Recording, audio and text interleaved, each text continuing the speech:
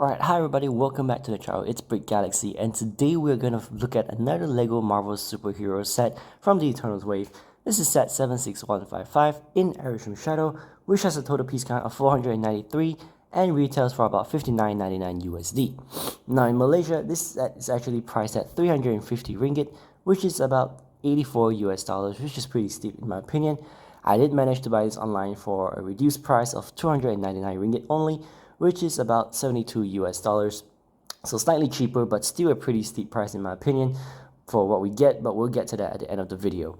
Now without further ado, let's take a closer look at the figures first before we move on to the builds of the set, which is a Deviant and Arishem himself. Okay, first off, we have one or two exclusive minifigures of this set, which is Ajak, played by Salma Hayek. Now, of course, the Ajak in comics is actually a male, but they switched that for the MCU Eternals movie. Now, the torso has really great detailed printing both on the front and on the back. Let me just take the hairpiece off. Really great detailed printing on both sides, which continues onto the leg, as you can see, which is sort of her attire or costume. Honestly, a skirt or a coattail piece would have been nice to go with it. I thought just with the printing on the legs, it was a bit bare. The blue does go really well with the pearl gold, in my opinion, and it is of course a little different than the color combination that's used for Ikaris, which we will get to in a second. In addition, I would have preferred a headpiece to go with this figure. I think it was what made this character or this particular Eternal unique and different compared to the other Eternals, both in the comics and in the MCU version. I think that having a headpiece would have gone a long way to enhance and really make this figure even better and valuable. As it is now, this hairpiece is the same one that was used for Miss Marvel and more recently for MJ in the Spider-Man No Way Home Sanctum set, which looks alright, I guess. It's not too bad, it still works pretty well. I do like the face printing that we get for Ajak. It looks good. I believe this is a new face print. And of course, we do get an alternate face print, as you can see, which is sort of this angry or upset expression. Overall, not a bad minifigure in my opinion, and honestly, one of my favorites out of all the Eternals. Next up, we have another exclusive minifigure to this set, which is Kingo, played by Kumail Nanjiani. Now, the MCU Kingo is actually very different from the one that we get in the comics, where he is actually from a Japanese settlement and actually prefers to use swords to fight like a samurai. Now, in the MCU, based on the trailers and the movie itself, since I've already watched it, Kingo actually fires energy blasts or projectiles from his hands, sort of like guns. So it's very, very different from the Kingo in the comics. As for the figure itself, he sports a vibrant purple costume or uniform, which is very different from the other Eternals. I really like it. I think it looks really good. It really sets him apart from the other Eternals. Again, we have some incredible torso and leg printing, both on the front and on the back, as you can see. But the gold details or the lines are actually a little hard to make out this time, in my opinion. I think mainly because it's the color combination that LEGO used with the purple and sort of the dark gray on the torso. So it might seem like this figure is less detailed. However, if you tilt the figure around like that, you can really see the gold lines and the details really shine through, and I really like that. I think the head printing is really good for Kingo, though I do wish they used a different hairpiece. I think the hairpiece for Ikaris would have looked better, would have looked nice on Kingo, but of course in black. And of course, he does get an alternate face printing, which is this sort of cheeky, smiling expression, which I really love. I think it's really accurate to Kumail Nanjiani's facial expressions and what we see in the movie itself. So I actually really like both face print. Overall, another great Eternals minifig in my opinion, and definitely one of the top ones. Next up, we have Ikaris, played by Richard Madden. Ikaris appears in two other sets, the smallest one with Sprite and the largest of the Eternals wave, The Rise of the Domo, making him the most common Eternals minifigure out of this entire wave. Now, as with the other Eternal minifigures, the front and back torso printing and on the legs on this figure are amazing and incredibly detailed, as you can see. Very, very nice detail print on the back. I believe it's slightly more detailed in my opinion. It could just be me, but I really like how the torso printing really came out. I really love how the blue goes with the gold and yellow. The color combination and everything is just amazing. However, the problem I have with is the hair and the face printing. I do not like that hair color. Ikaris definitely does not have light brown hair based on any of the trailers or the concept images, and even in the movie, he does not sport any light brown hair at all. He does have light blonde hair in the comics, which could possibly be what Lego was going off of. But still, honestly, Lego should have given him a dark brown color for this hairpiece just to really match Richard Madden's hair. Even the face printing does not look good at all in my opinion. It's noticeably missing the facial hair features or the stubbles of Richard Madden, which honestly was quite disappointing. This face is pretty bare and pretty generic in my opinion. He does come with an angry expression as his alternate face printing, as you can see. It's not too bad, but I would have preferred it if Lego printed his laser eyes as the alternative. I think that would have been much better and really made this figure awesome.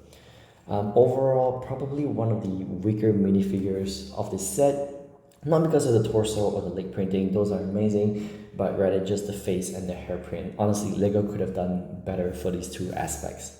Last but not least, we have Sersi, who also comes in the largest set of the Eternals wave. So this set is a slightly cheaper way of getting Sersi if you wanted her. In terms of the printing, it's not as detailed or great compared to the other Eternal minifigures. I think it's because there isn't much lines and intricate lines printed onto the torso, so it might not look as eye-catching as the others. I'm also not a big fan of the green that Lego used. I think a slightly darker green would have been better as the base. You do have these silver bits printed to match with the green, which is not too bad. Again, not very eye-catching as compared to someone like Makari or Gilgamesh's torso printing. The face printing and hairpiece isn't very accurate to me. I think the hairpiece used for Katie from Shang-Chi would have been better, sort of the one that's tied up and then had the hair flown down. The facial features doesn't really represent Gemma Chan really well, I think. I do wish that Lego made a new face print for Sersi. We do get an alternate face printing, as you can see, sort of this determined look for this figure. And that being said, overall, it's a decent minifigure, but obviously it's not the worst. It's obviously not the best one out of the Eternals wave either.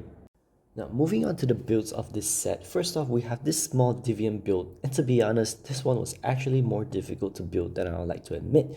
More specifically, the wings, and just getting all the bits on both sides to be even and balanced. It actually does take up quite a bit of piece count in my opinion, pieces that could have gone more to enhance Arishem, which is arguably supposed to be the highlight of this set. Now, there is a sticker on the belly, it's the only sticker here. The head is actually printed, and just like the other Deviants, this one has the same consistent color combination with the green, with the turquoise, the navy, the dark red, the gold, and the pearlescent pieces as the wings. Overall, it looks good. It is a nice addition to the set overall. However, it does look too similar to the Deviant that we get from the smaller set, so it's not too unique for me.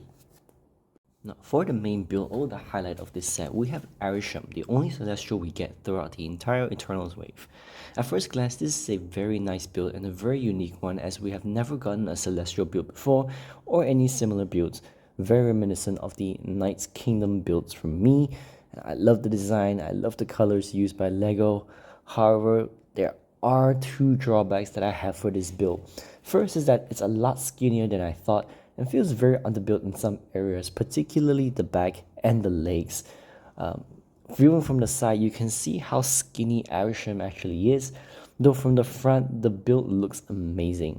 The second is that, it's already happening right now, it's not very stable and tends to fall over quite easily, and it's mainly because of how the legs are built, I suspect.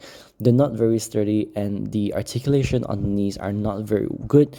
So you can see, in order for it to stand straight, you actually have to tilt him slightly back, as I'm doing right now, for him to be quite sturdy and stand up upright.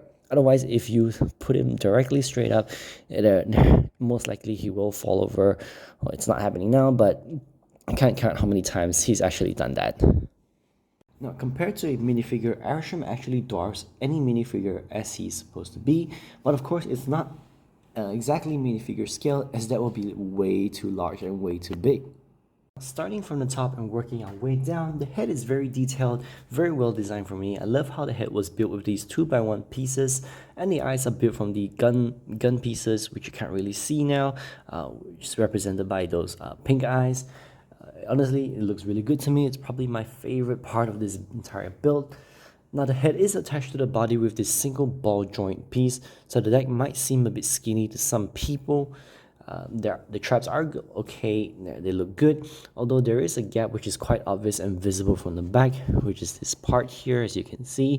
I wish Lego did add a few more pieces here just to make the back and the neck, look better in my opinion. The shoulders are the same on both sides. They are movable, as you can see, and consist of flaps, as you can see right here. They will move as you move the arms around, so you might have to reposition them. If you move the arms, I'll show them to you. There, that's how it works. You have the same transparent pink pieces on the shoulders, which appear mostly on the neck and on the torso over here. And you have quite a bit of these like triangular red pieces, which appear on both sides of the shoulders. Now, for the arms, you do get a ball joint for the elbow, which moves forwards and backwards, as you can see. And for the wrist, you do get a ball joint which moves in all directions. You can put a minifig on the hands. They are held by these two studs over here, which goes to the back of the minifig's legs, as you can see. So they sort of just stand on Arishem's hands like that, much like what they did in the movies. If you have seen them. And also you have stud shooters on the arm to finish off the arm itself, and it's the same for both arms. There are no different details on each side. Moving on to the front torso, the build looks amazing to me. The center chest piece actually lights up, as you can see, and you have all these transparent pink pieces that made up the torso, which looks amazing to me. I think it's a nice detail, definitely the most complete part of the build for me, compared to the legs or the arms or the neck. And these are stickers as well, and the ones over here is a sticker. There are no stickers on the back, though they do look a bit incomplete. As I've said, the back does feel incomplete. Honestly, Lego could have done with more pieces just to complete the back and make it rounder, instead of a flat back as it is now. As you can see, as it is, it's very exposed and bare, which I do not like. However, if you're just displaying this, it won't be much of an issue, especially since you're just gonna see the front. And as I've said before, the front looks amazing. It's just the problem with the back, it's just incomplete. Now the feet does use Technic pieces instead of traditional feet to make it stand. As you can see, those Technic pieces here. Now we do have these translucent purple circle pieces, not actual feet again. And we do have these separate leg panel pieces that sort of make up the leg. They do flip open and close, as you can see. They're the same on both sides. And if you open all of them, there's just sort of this bone that you see, which are the Technic pieces, which doesn't look great in my opinion. I don't like it. I have seen the movie, but I don't believe we get to see Arishem's feet, so I'm not too sure what the design or build was for this. But just design-wise, I'm not a huge fan. They aren't real legs, and they almost look like as if he's floating in space or something like that. So maybe that was what Lego was going for. And so the legs feel underbuilt to me, and definitely could have used more pieces just to bulk it up and make them look better and more sturdy. As for the stickers, we do have stickers on the thighs over here, as you can see, the thighs here, and these panel pieces are actually stickers on all three sides. One last thing to note, and as I've said before, the build is not very steady or balanced. The upper half of the body is heavier compared to the bottom, so just be careful when you're moving it around or posing it while bending forwards or backwards. There is a chance of it falling or toppling off. Let me just give you an example. Just very simply, it might go something like that. So very easy to top over, not very well balanced. Now overall, the Celestial build was scaled really well compared to a minifigure, and I love it. If you can look past the skinny and underbuilt bits of the build, i.e. the back and the legs, and the fact that it's more difficult to balance due to the weight shifts, this is still an amazing build, and Lego should definitely do more builds like this for future sets. Apart from the shortcomings I have mentioned, this is still a great set for me, purely for the reason that we get a well-designed brick-built Celestial, and we also get 2 exclusive minifigures with the set, being Ajak and Kingo. So that is a plus point in my books. The other 2 minifigures aren't that great, meaning Sersi and Ikaris, not only because they appear in the other sets, especially Ikaris who appears in the smaller set and the bigger set, but because they aren't the greatest looking ones for me. Coming back to the price of this set, as I mentioned at the start of the video, 299 ringgit or 72 US dollars is pretty steep in my opinion. For this price, I would have preferred a better Deviant build, or alternatively, just completely forgo the Deviant and make the Celestial build more bulky or sturdy, especially the back, as I've mentioned consistently. As it is now, the Deviant does take up a good amount of piece count, which honestly could have gone to the build for Arishem, and because of that, unfortunately, I would not recommend this at full price. However, if the price does drop or if there is a promotion, I wouldn't hesitate to get this for a reduced price. But anyway, let me know what you guys think of this set in the comments down below. Are you planning on getting this set for yourself? Have you already gotten it? Let me know. If you enjoyed this video, be sure to hit the like button and maybe think about subscribing to my channel for more videos like this. Alright, I'll see you guys in the next one. Bye!